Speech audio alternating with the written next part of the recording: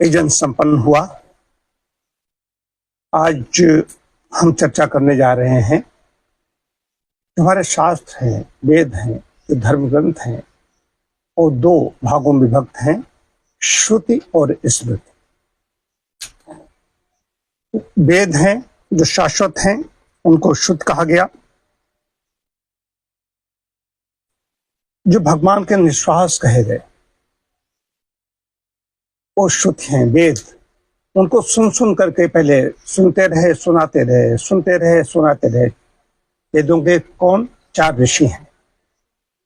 4 ऋषि हैं, अग्नि, वायु, आदित्य और अंगिरा। ये 4 ऋषि हैं। 4 ऋषियों ने पहले उनके अंदर परमात्मा ने उनको ज्ञान दिया समाधि अवस्था में। पहले बताया, कई बार बताया है कि मैथिली संस्कृत थी। भूगर्भ से, भूगर्भ इसलिए कहा गया, भूगर्भ से पृथ्वी माता इसलिए कहा गया, वहीं से पहले जन्मे। उसके बाद उन्होंने ब्रह्मा को ज्ञान दिया 4 ऋषियों ने। फिर धीरे धीरे सुनते सुनाते ये चलता रहा। कालांतर में धीरे धीरे प्रभाव कम होने लगा। कैसे कम होने लगा? मैंने कोई व्याख्यान दिया, मैंने तुम्हें कोई योग दर्शन पढ़ाया, न्याय दर्शन पढ़ाया, कक्षाएं चलती रहीं। उसके बाद मैंने कहा जाकर जाओ और तुम भी इसी तरीके से वाचन करो, इसको सुनाओ जाकर। तो तुमने कहा हम तो नहीं कर पाएंगे, हम तो असमर्थ हैं, हमारी बस की बात नहीं। इसी प्रकार से लोग ज्ञान का अनुभव करने लगे। उन्होंने कहा कि शर्मिंदगी महसूस की, हम नहीं, उतना नहीं आ पा रहा, वो आ रहा है, तुम सुना नहीं पा रहे हैं।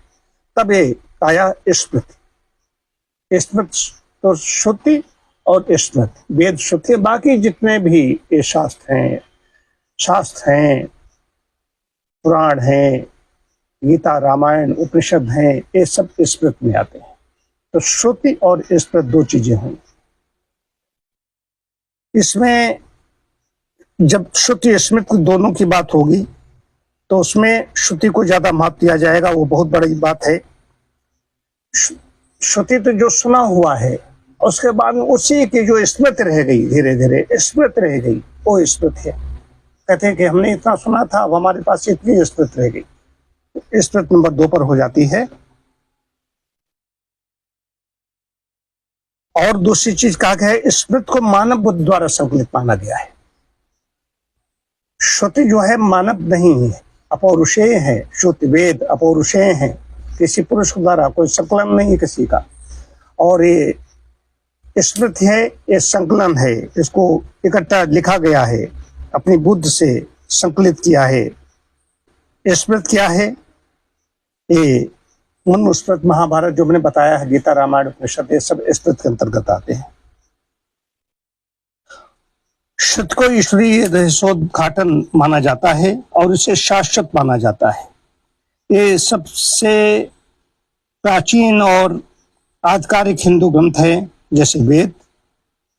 श्रुति को भगवान द्वारा कहा गया और मनुष्य द्वारा सुना गया माना जाता है। ऋग्वेद, यजुर्वेद, सामवेद, अथर्ववेद ये श्रुति के अंतर्गत आते हैं। सुनते रहे, सुनते रहे, सुनाते रहे, सुनते रहे, सुनाते रहे, आगे बढ़ाते रहे, परंपरा को बढ़ाते रहे। इस तरीके से चलता रहा। उसके बाद स्मृति आई, कि धीरे धीरे लेखन शुरू हुआ। कुछ सौ वर्षों पूर्व लेखन आया। लेखन तो पहले आ गया था, लेकिन पुस्तकों पर कागज के रूप में लेखन आया।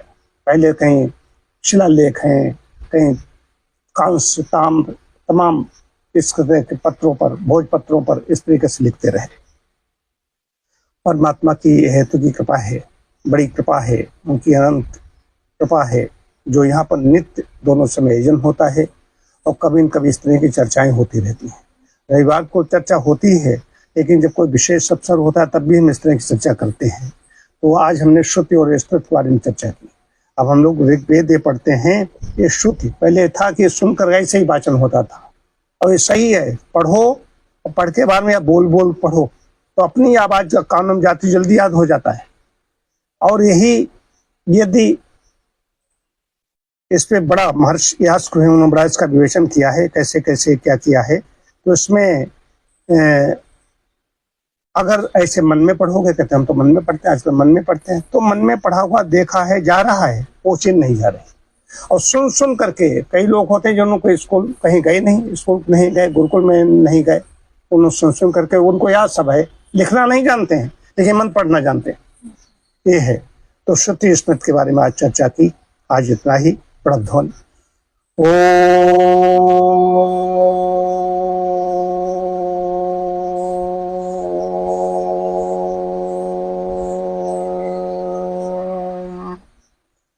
शांति शांति शांति।